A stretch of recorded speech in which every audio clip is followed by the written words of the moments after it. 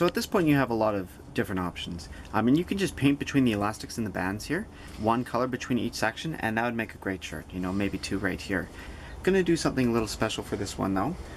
Right over here we have the very tips of the sleeves, and this is the very bottom corners of the shirt where they got folded in. So I'm gonna start there just at the very tips with a little bit of turquoise. Now turquoise, because it's a lighter color compared to the next ones I'm gonna put on, you can put a little extra of this because it can be taken over by all the colors to its left.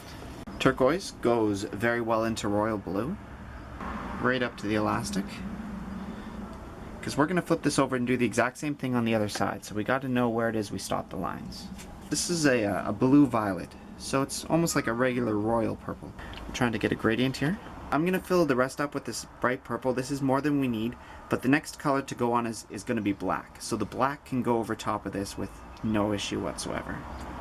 Now this is the very main V going down to the center, and I'm going to make everything from that line on black. So you'll have a black up from the shoulder all the way down to the center, and then this area will be black with a little bit of flourish that we did here in color.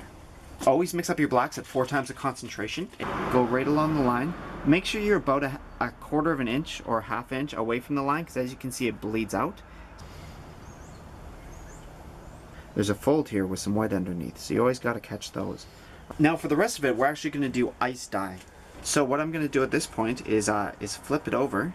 So we'll just go back in the exact same pattern as we came in. Start off with a little bit of turquoise right at the end there, and then some royal blue, maybe indigo. I have no idea what indigo actually looks like. Maybe that one's indigo. Indigo is between blue and violet. Is it violet basically purple?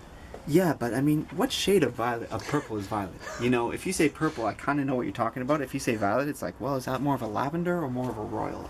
Is you can actually give it a light squeeze. You can do this for any color you want that you feel might not be getting all the way through, and this just sponges it that extra little bit.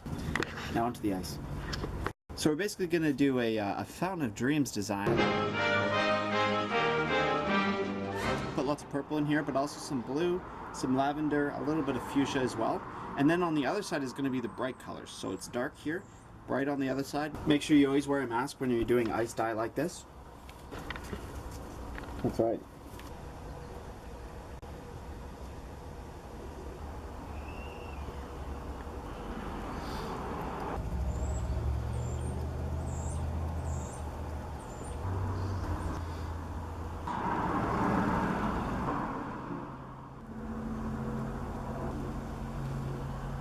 Neither purple nor blue nor violet. It's blue violet. That's right.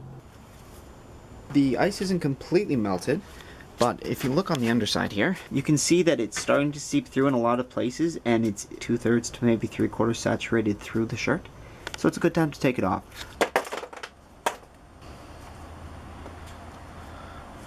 So on this side I'll do much brighter colors, and maybe some purple to seam it together with the other side. So it's not just veins of multicolors going through the purple and blue, but there'll be spots in between where they end and start up again to make more like spots and wings and that sort of thing. One other thing you definitely need at this point is soda ash.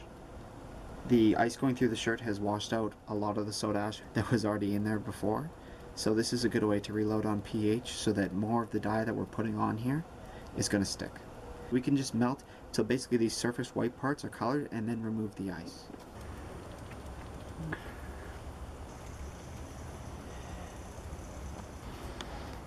A little bit. And maybe a little bit on the back too.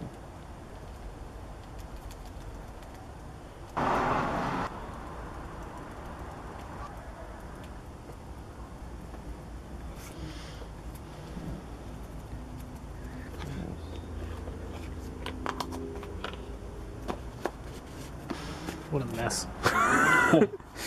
That's it. Next day. It's been 24 hours. Always start with cold on these shirts and gradually move your way to hot before you're done. Yeah. Always keep the darker colors down so as the black drips off, it goes right into the sink and not over the rest of the shirt. You want to keep the squeezing for the end, once most of the dye is out, or else you're just going to make it bleed throughout the shirt. Oh, it's looking like a good one. Alright, you ready to unveil this bad boy?